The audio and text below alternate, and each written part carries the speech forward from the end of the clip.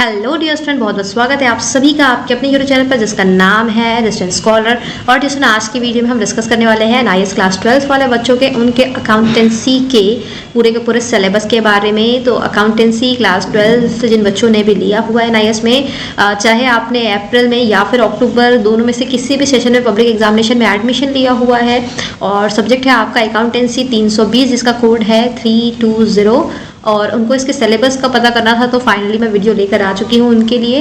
तो डियर ये है इस पूरे के पूरे अकाउंटेंसी का सिलेबस, आपको दिख रहा होगा अपनी स्क्रीन पे। इसमें ओवरऑल चैप्टर्स की बात करें तो नंबर ऑफ चैप्टर्स इसमें 34 होते हैं। चैप्टर्स है वो आपके ऑप्शनल है। तो अगर यहाँ पे मॉड्यूल की बात की जाए तो नंबर ऑफ मॉड्यूल आपको यहाँ पे देखने को मिल रहा है 6 और नंबर ऑफ मॉड्यूल, और अगर पर्टिकुलर मॉड्यूल्स की बात की जाए तो एक एक मॉड्यूल में आपके 8 से 10 चैप्टर्स हैं।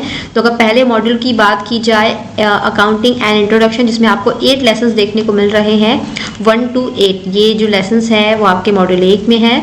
इसी तरीके से अगर 2 की बात की जाए ट्रायल बैलेंस एंड कंप्यूटर्स, तो इसमें आपको 5 लेसन्स देखने को मिलेंगे 9 to 13, ये आपको देखने को मिलेगा मॉड्यूल 2 में। मॉड्यूल 3 की बात की जाए तो अगेन से यहाँ पे 8 लेसन्स देखने को मिल रहे हैं फाइनेंशियल स्टेटमेंट में, जिसमें आपको मिल रहे हैं 14 to 21 चैप्टर्स, ठीक है, लेसन 14 to 21। फोर्थ की बात की जाए तो पार्टनरशिप अकाउंट, जिसमें हमें 4 लेसन्स देखने को मिलेंगे 23 to 25। और अगर 5 की बात की जाए कंपनी अकाउंट्स में, तो इसमें आपको 5 लेसन्स ही देखने को मिलेंगे 26 to 29, ठीक है।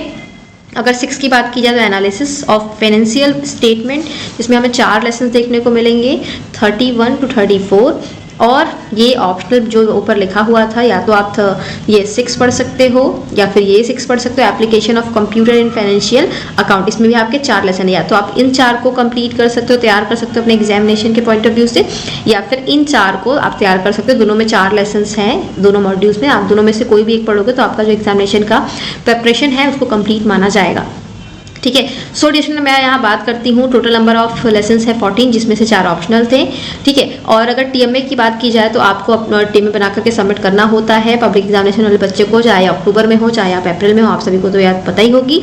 तो उन TMA में जो चैप्टर्स से क्वेश्चन आंसर आते हैं वो इन्हीं चैप्टर से आते हैं। जो TMA के नंबर ऑफ लेसन्स है वो 14 है, 2, 3, 7, 8, 9, 10, 11 लेसन 14, लेसन 15, 22, 26, 30 और 31 और 35। हालांकि 31 और 35 दोनों में से कोई एक भी आप देखोगे तो इन दोनों में से क्वेश्चन दिया रहता है। तो ये जो लेसन्स थे आपके वो TMA के हैं, जो कि आपके 40% ऑफ दी सिलेबस कवर कर रहा है। तो इसमें मैं आपको बता दूं, अगर आपने एक बार TMA बना लिया है तो इन 14 लेसन्स को आपको फिर से अपने एग्जामिनेशन के लिए प्रिपेयर करने की ज़रूरत नहीं है। इनको आपको सिर्फ और सिर्फ अपने TMA के पॉइंट ऑफ व्यू से ही देखना था, पढ़ना था, असाइनमेंट बनाना था, उसके बाद भूल जाना था, क्योंकि आपके एग्जामिनेशन में भी ये दोबारा से नहीं आने वाला है। तो आने क्या वाला है, आने वाला है ये आपके पब्लिक एग्जामिनेशन के चैप्टर जो है 20 लेसन्स, लेसन 4, 5, 6, 12, 13। आप अगर कॉपी पेन लेके बैठे तो अपना टिक डाउन भी करते जाओ।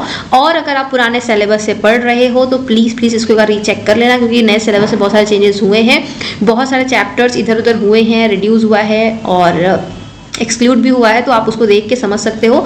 तो आप अच्छा होगा कि आप पेन से टिक करते जाओ कौन से चैप्टर नए सिलेबस में है, क्योंकि पढ़ना उन्हीं को है, क्वेश्चन आंसर उन्हीं से आने वाला है, इसके अलावा कुछ नहीं आने वाला है। तो फालतू की मेहनत बिल्कुल भी मत करना और केवल जो चैप्टर्स पब्लिक एग्जामिनेशन में है, जो नए सिलेबस में, उन्हीं को पढ़ना।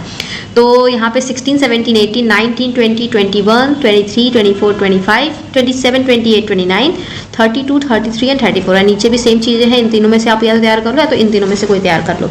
तो ये आपके पूरे के पूरे चैप्टर्स थे 20, जो कि आपके पब्लिक एग्जामिनेशन के पार्ट है। इनमें से ही आपके एग्जामिनेशन में आने वाला है, इसके अलावा और कहीं से नहीं आने। अगर मान लो आपने ये 20 चैप्टर तैयार कर लिए तो अकाउंटेंसी आपका तैयार हो गया, क्योंकि अकाउंटेंसी काफ़ी लेंदी होता है, काफ़ी टफ होता है, तो बच्चे काफ़ी परेशान रहते थे, उनको पहले पूरा का पूरा सिलेबस देखना होता था।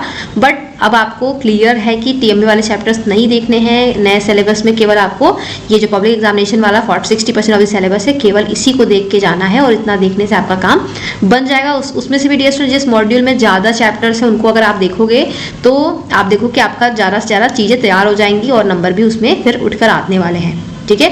तो इसमें आज की वीडियो बस इतना ही। इसके अलावा किसी भी सब्जेक्ट का सिलेबस समझना है तो मैंने ऑलरेडी उस वीडियो बना चुकी है, प्लेलिस्ट आप जाकर चेक कर सकते हो, नीचे डिस्क्रिप्शन में उसका लिंक मिल जाएगा।